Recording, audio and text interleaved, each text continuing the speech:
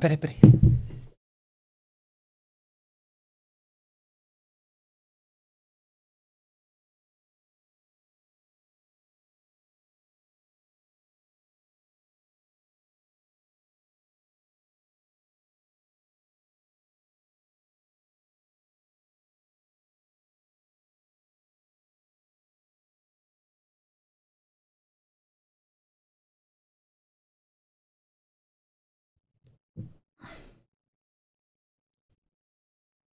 Oi, estamos começando mais um episódio do podcast Afroconsciente.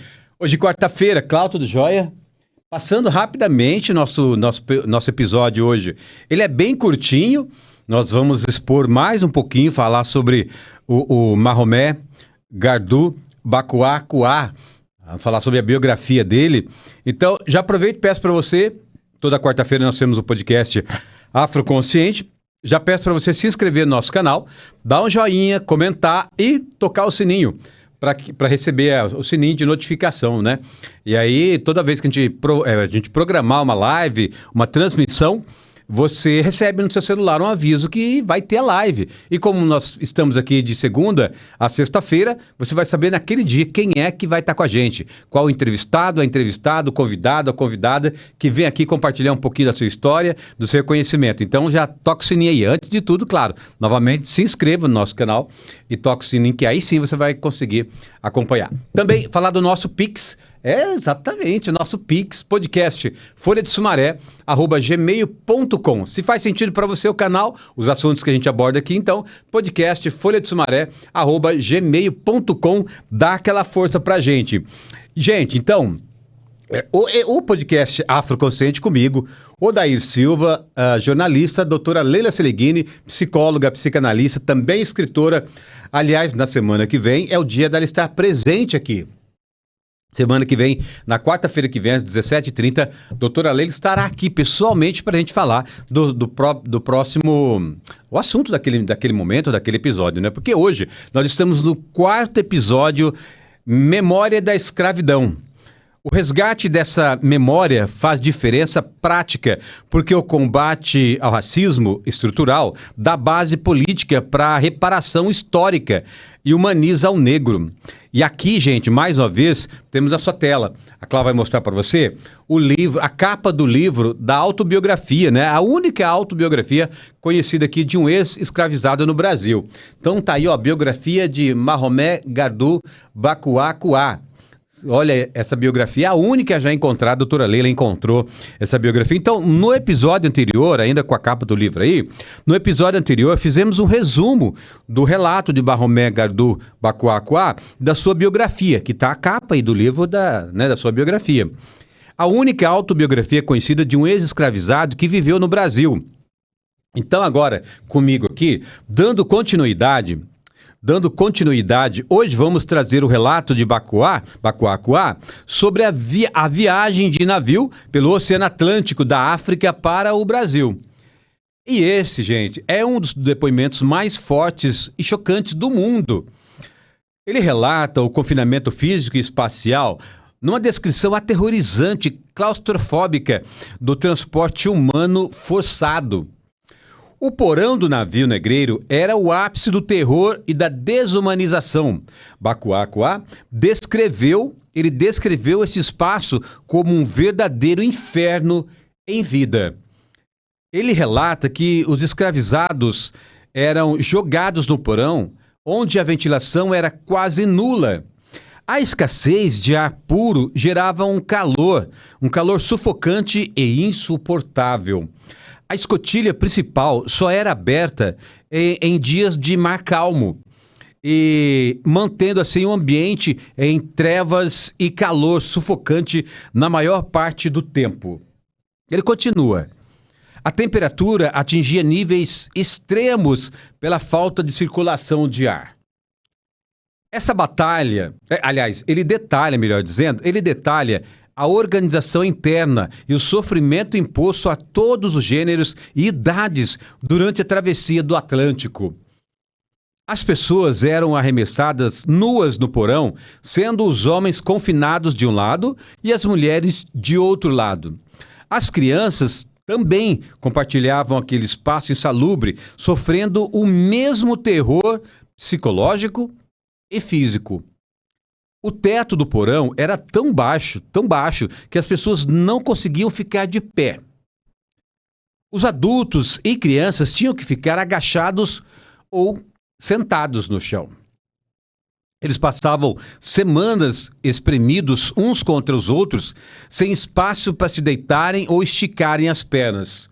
Homens viajavam acorrentados pelos pulsos e tornozelos e em pares para evitar as revoltas.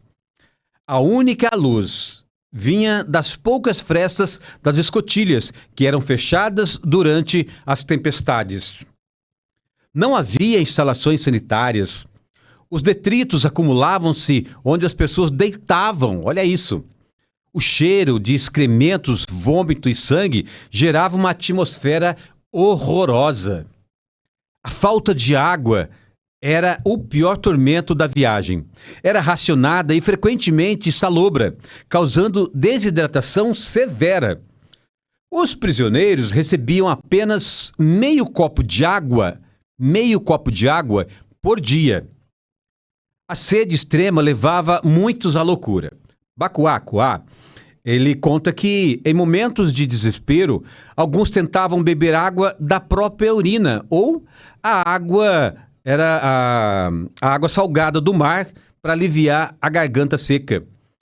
Ele relata também que a sede era tão insuportável que os escravizados tentavam lamber as gotas de suor dos corpos uns dos outros para umedecer a boca.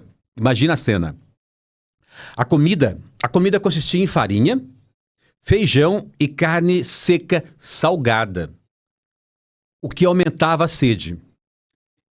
E quem recusava comida era cruelmente açoitado. Muitos tentavam suicídio por greve de fome, mas eram forçados a comer, sendo ameaçados com ferro em brasa. Tá imaginando a cena? Doenças como a disenteria e a varíola se espalhavam rapidamente. Bacuá Kuá narra o horror de acordar acorrentado a companheiros que haviam morrido durante a noite. Os corpos eram simplesmente desatados e jogados ao mar pelos marinheiros. Bacuá Kuá confessa em sua biografia que o sofrimento físico e a incerteza sobre o destino final levavam muitos a considerar o suicídio como a única saída, embora estivessem imobilizados pelas correntes. Castigos corporais severos eram aplicados rotineiramente no porão para conter qualquer sinal de desobediência. Havia o som constante de choros, grito de desespero e preces em línguas diferentes e todo murmúrio, choro ou insubordinação no porão era silenciado com violência extrema pelos marinheiros. Bacuá Kuá registrou o hábito sádico da tripulação de chicotear ou cortar os escravizados com facas e, em seguida, esfregar mistura de vinagre, sal e pimenta nas feridas. O objetivo era aumentar a dor e acelerar uma cicatrização forçada para não estragar a mercadoria. O barulho constante das correntes, os gemidos dos moribundos e os gritos dos marinheiros transformavam o ambiente em um cenário de tortura psicológica contínua. Os vivos eram obrigados a deitar ao lado de cadáveres por horas ou dias. Quando os marinheiros percebiam que alguém havia falecido, o corpo era arrastado para fora do porão e jogado ao mar, sem qualquer cerimônia ou respeito. É preciso lembrar que esse relato é uma história de pessoas reais, com dores e sentimentos. Contar essa história evita que o trauma seja esquecido e sensibiliza as novas gerações para a importância da defesa dos direitos humanos, principalmente para nós negros e negras e afrodescendentes. Esse relato reforça tudo que a gente vem falando aqui no podcast Afroconsciente, toda quarta-feira, juntamente com a doutora Leila. a importância de ter esse podcast todas as semanas, para ajudar a levar a pensar, a discutir, a refletir sobre tudo que a população afrodescendente, e aí lembra-se que essa questão é mais ligada aos afrodescendentes, não por serem afrodescendentes, mas por serem de pele escura, por serem pretos e serem pretas, morenos, morenas, moreninhos, moreninhas, cor de jambo, como queiram alguns que não assumem o seu racismo ou querem amenizar a questão do, antigamente, até pouco tempo, eu principalmente, até pouco tempo dizia preconceito. Hoje eu sei que não é nada mais, nada menos que o racismo, que é por causa da cor da pele, que não tem a ver só por sermos afrodescendentes, e sim pela tonalidade da nossa pele. Porque tenho muitos parentes e até amigos que são afrodescendentes. Aliás, no Brasil hoje é raro você encontrar alguém que não tenha na família ali o sangue africano, ou seja, o sangue de pessoas pretas e pessoas negras, pretas, enfim, é muito raro. A miscigenação aconteceu de uma forma muito abrupta abrupta não, né? Ao longo dos séculos foi acontecendo. E com a questão da branquitude lá no começo do século XX, a tentativa de clareamento da sociedade para o Brasil não ficar sendo conhecido e reconhecido no mundo exterior, nos países lá fora, como um país de pessoas pretas. Então, tentou-se uma miscigenação, ou seja, muitas pessoas hoje brancas com sangue negro. Porém, não sofrem esse racismo. Por quê? Porque tem a pele clara. Então, o problema do racismo não é por sermos afrodescendentes, mas sim por termos a pele mais escura. Então, é importante trazer esse assunto, até para que as pessoas afrodescendentes que são de pele clara entendam o que as pessoas do seu meio ali, as pessoas parentes, inclusive, ajudar a entender a eles perceberem a diferença que eles são tratados por terem a pele um pouco mais clara, ou mesmo branca, né? Mas tendo o mesmo sangue. Isso está muito presente na minha família, está muito presente em diversas famílias no país. Agora, nós vamos assistir mais uma vez um vídeo da doutora Leila, né? Como eu já disse, ela não está aqui, mas ela sempre grava um vídeo trazendo essa abordagem mais psicológica, né? Mais de uma análise da psicanálise, que é da função, que é da missão da doutora Leila. Então, a gente vai assistir, tá? E já estamos convidando vocês para o próximo episódio, na próxima quarta-feira. Muito possivelmente, a doutora Leila estará aqui presencialmente com a gente no podcast. Valeu, gente. Obrigado, viu? Fique então com o vídeo, Cláudio. Valeu, obrigado. Fique então com o vídeo da doutora Leila Seligini, psicóloga, psicanalista e também escritora aqui no podcast, que compartilha comigo esse momento aqui, esse podcast Afroconsciente. Vamos começar a falar do sadismo praticado pelos senhores brancos europeus sobre os negros no Brasil colonial. O sistema da escravidão foi desenhado para moer corpos humanos em troca de dinheiro, lucro rápido e por racismo. Dinheiro. A Europa precisava de mão de obra barata para colonizar as Américas e produzir açúcar, ouro, tabaco. O tráfico negreiro atlântico transformou corpos humanos em mercadorias lucrativas para as coroas europeias. Lucro alto. O comércio de escravos dava tanto dinheiro que, mesmo se metade das pessoas morresse na viagem de navio, os traficantes ainda ficavam ricos com a outra metade. Racismo. Para poder lucrar com o comércio de pessoas sem peso na consciência, os europeus precisavam criar as narrativas de que aquelas pessoas não eram humanas da mesma forma que eles. Definia-se o negro como um ser sub-humano, geneticamente inferior e sem alma. Para a psicanálise, a partir do psiquiatra Frantz Fanon e da releitura contemporânea da psicóloga Grada Quilomba, a travessia transatlântica foi laboratório de uma engrenagem psíquica destrutiva.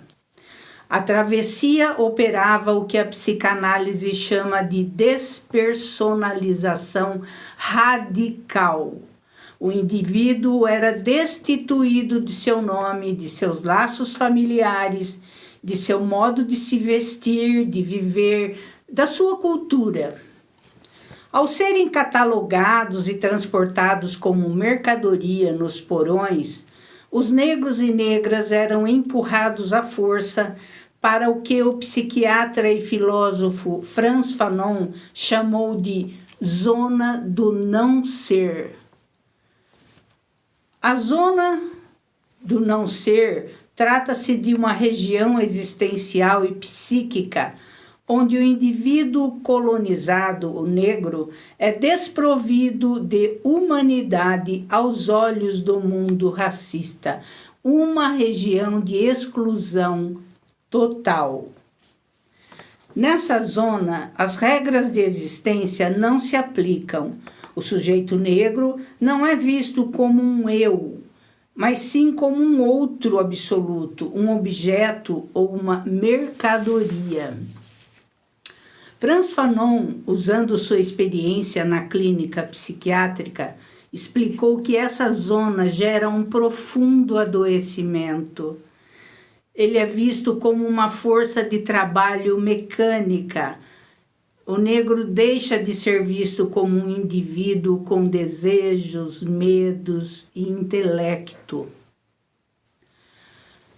Bem, o bombardeio cultural e violento do opressor faz com que o colonizado internalize a ideia de que sua cultura, sua cor e sua existência são inferiores.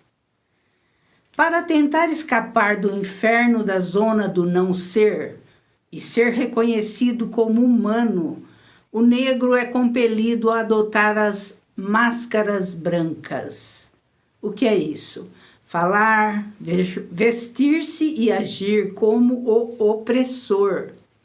Porém, Fanon alerta que essa tentativa de assimilação é uma armadilha, pois o racismo estrutural nunca permitirá que ele acesse plenamente a zona de ser. A zona do não ser é o lugar onde o nome, a história e a alma do sujeito eram legalmente e socialmente apagados para dar lugar ao músculo e à mercadoria. Além do psiquiatra Frantz Fanon, há um consenso entre alguns psicanalistas de que o Brasil sofre um trauma não elaborado. Vou citar alguns cientistas intelectuais que trataram sobre o racismo. Começando com Juliano Moreira, que viveu de 1872 a 1933. Ele foi psiquiatra, fundador da psiquiatria científica brasileira. Derrubou as teorias racistas da época, que associavam a pele negra à degeneração mental. Alberto Guerreiro Ramos, que viveu de 1915 a 1982, sociólogo e intelectual. Ele argumentava que as elites brancas brasileiras sofriam de uma alienação psíquica crônica, tentando imitar os padrões estéticos e culturais europeus, em um país miscigenado e de matriz africana. O racismo, portanto, seria o sintoma dessa neurose coletiva da branquitude. Lélia Gonzalez, que viveu de 1935 a 1994, antropóloga, filósofa e intelectual, explicou como o racismo no Brasil opera pelo esquecimento e pela negação de suas raízes africanas. Para citar alguns dos atuais, Lucas Veiga, psicólogo e escritor, que publicou o livro em 2023, Clínica do Impossível, como pessoas negras podem cuidar da saúde mental em um mundo racista. O título diz Clínica do Impossível porque, embora a clínica psicológica não possa fazer a extinção imediata da violência racial, ela tem a urgência de criar linhas de fugas, saídas, estratégias de sobrevivência para o sujeito negro. Lucas Veiga é responsável por popularizar e estruturar os debates da psicologia preta no Brasil. Citamos também a Isildinha Batista Nogueira, psicanalista, que lançou um livro em 2021 chamado A Cor do Inconsciente, Significações do Corpo Negro. Ela faz a articulação entre a clínica psicanalítica e o sofrimento decorrente do racismo. Quero destacar também 2 psicanalistas que levaram o Brasil ao divã. Joel Birman, psicanalista, psiquiatra e professor, conecta o sadismo histórico ao racismo atual com a tese de que o laço social brasileiro é estruturado a partir de um mecanismo psíquico chamado desmentido, Verleugnung, é uma palavra em alemão, me desculpe, mas se traduz é desmentido. Em seus ensaios em 2021, Arquivos do Mal-Estar e da Resistência, e no artigo científico Desconstrução do Racismo, ele demonstra que a violência colonial e o sadismo da escravidão nunca foram elaborados pela nossa sociedade.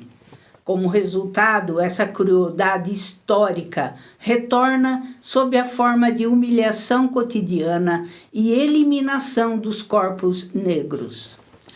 Outro psicanalista Contardo Caligares, que viveu de 1948 até 2021. No seu livro Hello Brasil, Psicanálise da Estranha Civilização Brasileira, publicado em 1991, ele aponta que, como o Brasil nunca fez um luto real ou uma responsabilização histórica da escravidão, o sadismo dos antepassados foi reprimido, mas não transformado.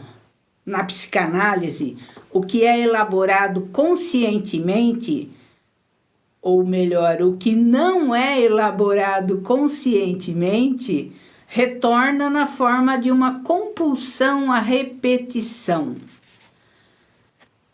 Sobre manifestações do sadismo atual, Caligares demonstra que a violência das polícias nas periferias, a tortura nos presídios e a indiferença das elites em relação à miséria das favelas não são acidentes modernos, são a atualização direta da relação entre o senhor de engenho e o escravizado.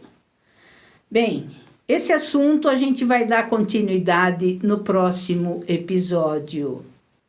Até breve.